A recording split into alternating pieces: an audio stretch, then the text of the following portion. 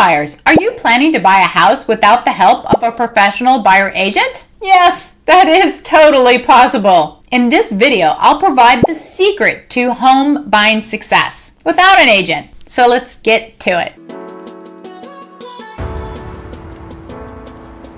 So, you've already decided to buy a home without a buyer agent. No problem. However, do understand that buyer agents do about 100 tasks for each buyer client. So without a buyer agent, you need to take on those tasks yourself. But you will save money, right? Well, maybe. Great buyer agents can save clients even more money than their fee cost. And they can also save clients money by avoiding future financial headaches down the road of home ownership. But let's press ahead here and assume that you have the time and capacity to take on added risk. What do you need to do for buying a house without an agent? Do market research. Before you start, do your homework. Learn your local market statistics. Is it a buyer's market, a seller's market, or a balanced market? What's the trend in inventory, closed sales, pending sales? How long do homes stay on the market? What's the average and median home sales price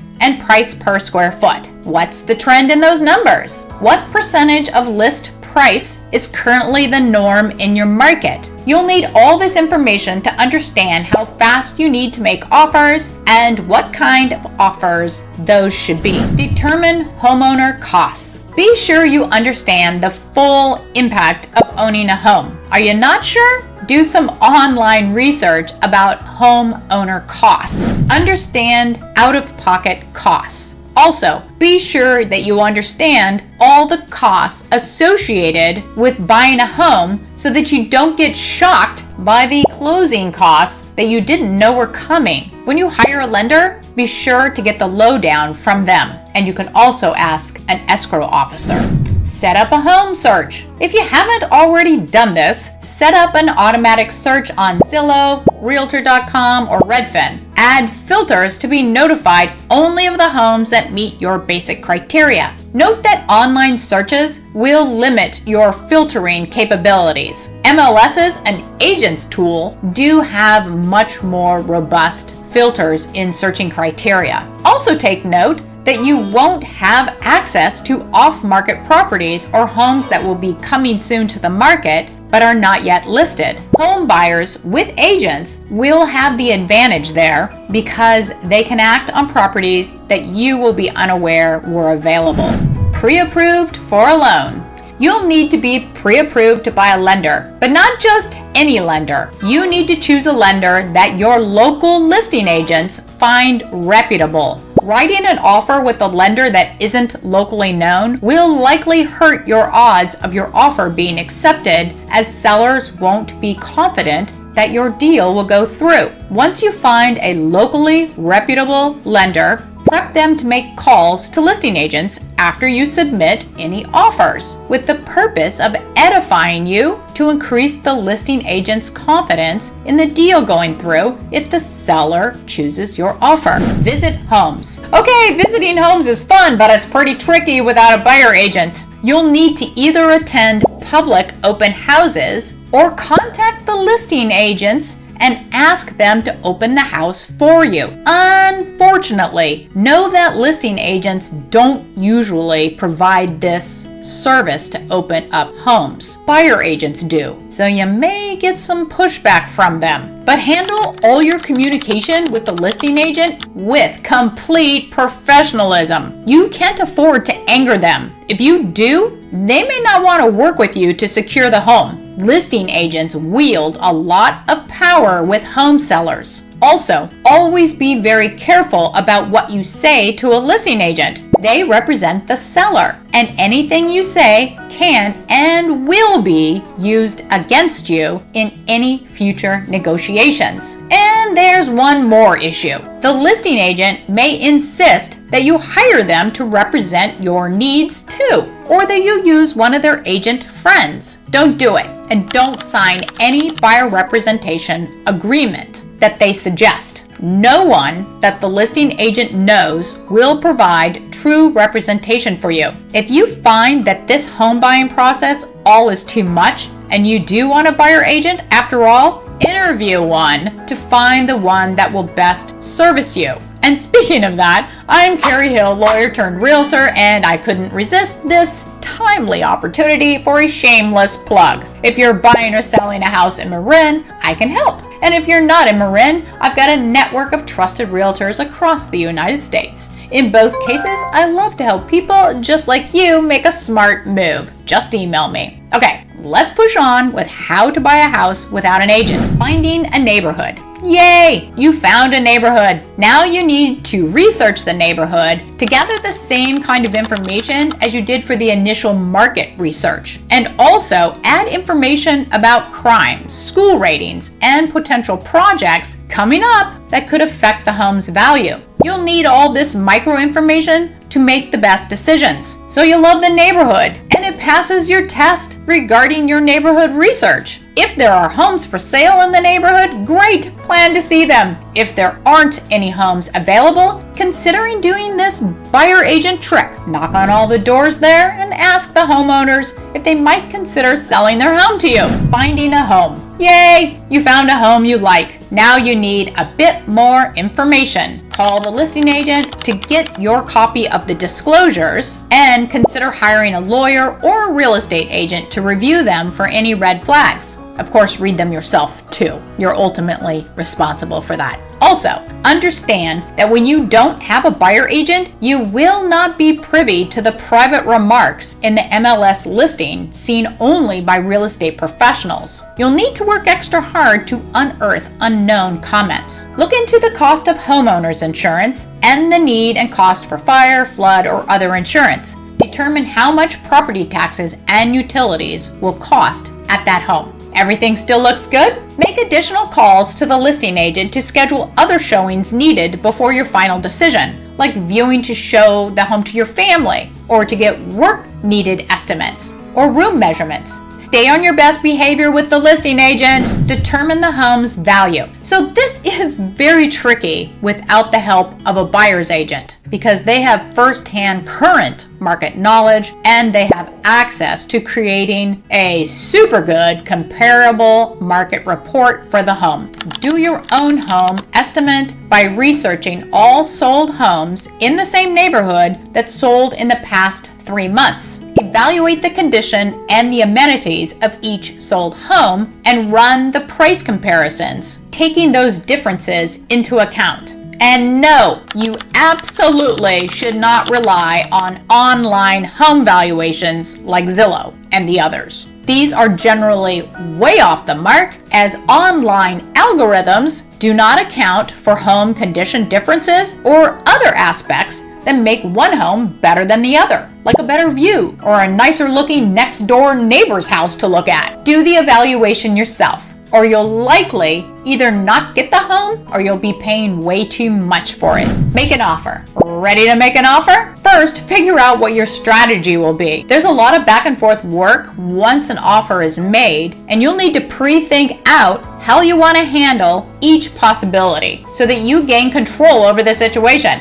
Okay, buyer agents know which strategies are working best in your local market.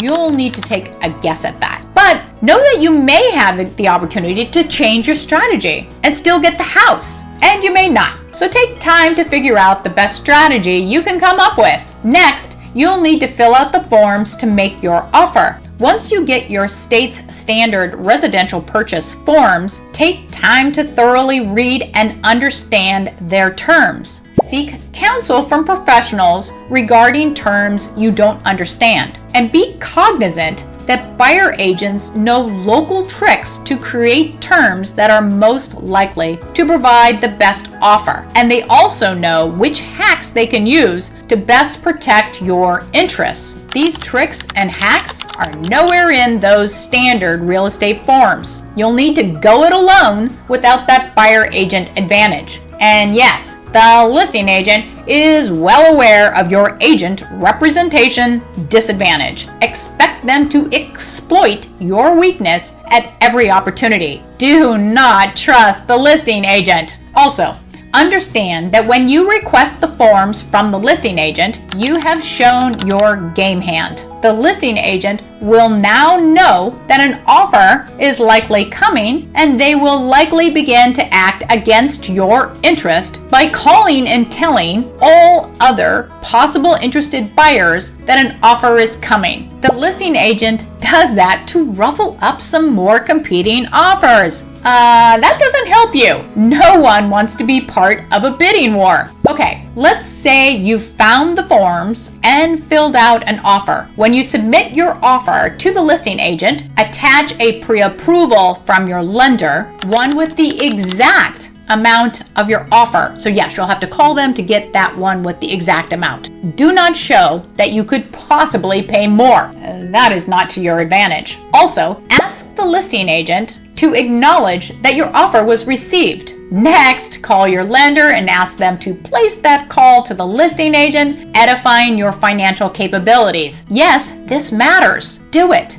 If you do end up in a multiple bidding situation, keep calm and consider ending your plan to buy the home. Bidding wars are where many buyers, even some with lousy buyer agents, often pay way more than they should or than they needed to in order to win the home. It's crazy, but these home sales often go to the one single buyer that bid well above all the rest of the pack. Don't be that buyer. Last, if the seller counters your offer, you may either sign that offer, reject it, thereby ending your offer, or submit a counteroffer in response. If you plan to counter, be sure to meet the deadline established by the seller's counter. And carefully consider your strategy once again. Offer accepted. Congratulations! Let's assume your offer is accepted. Now you'll start the work of hiring home inspectors. Consider a general inspection as well as ones for roofs, pools, septic tanks, pests, and anything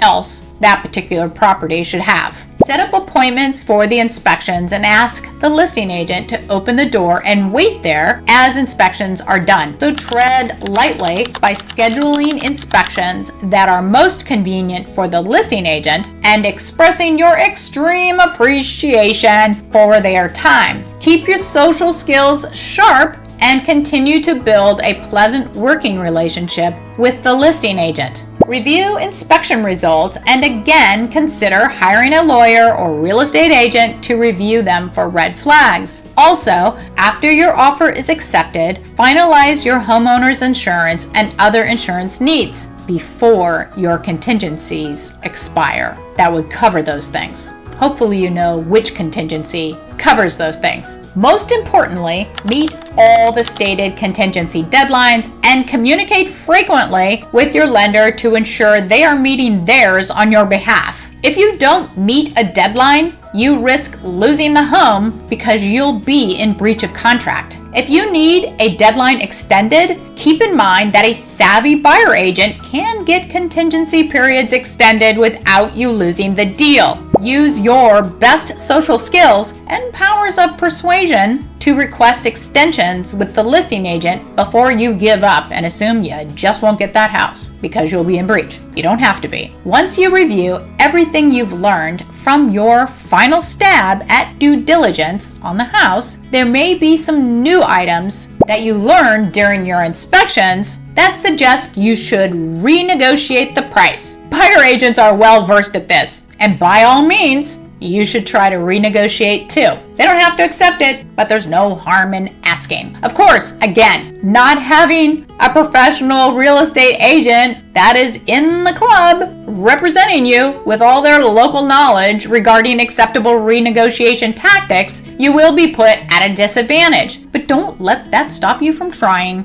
to do what any great buyer agent would do: save you as much money as possible. Closing prep. Okay, let's assume you navigated all the previous buying stages and ended up with a non-contingent deal that is expected to close on time. It's time to do some footwork that most buyer agents would usually do for you, like providing a free concierge service for utility hookups and a checklist of what to do to plan for your move. Also, line up your final document signing to take place in time to close. Review your closing statement for accuracy of reflecting your contract and any addendums to your contract. Again, you may want to bring in a professional to help you. If you made any side agreements with the seller, be sure to remind the listing agent of those now. Then meet the escrow officer to sign the final paperwork. Make sure the home payment arrives to the right place without wire fraudsters getting in the middle, and wait for the escrow officer to let you know that the deal has closed, that your deed has been recorded, and you are the new owner. So you are now the proud owner of a new dream house, and you did it all without professional representation. Congratulations! And so now you understand that representing yourself will take time and effort, and that you will never have the advantages of being in the superior position of being a real estate agent club member. So maybe you're a bit too scared now to handle your transaction without a buyer agent. You might think that maybe you'd prefer a bright lawyer instead. Well, if you want to go down that path, know that a lawyer's fee is usually a ton higher on an hourly basis than a buyer agent's will end up being, and that even a real estate attorney is not set up to provide what a buyer agent can do. Bottom line, you can handle everything it takes to buy a home and get yourself to the finish line, but you won't know if you could have saved tons of money or if you could have lowered your risk had you hired a real estate professional. But ignorance is bliss, right? And if any of this video has made you less unsure of whether you should hire a buyer agent, then be sure to watch my other videos on how to interview a buyer agent and what your buyer agent should do for you. Also, subscribe and hit the bell notification so you don't miss those videos. And for more information useful to buyers and sellers, there should be some videos on that showing right now. Thank you for watching and have a great day.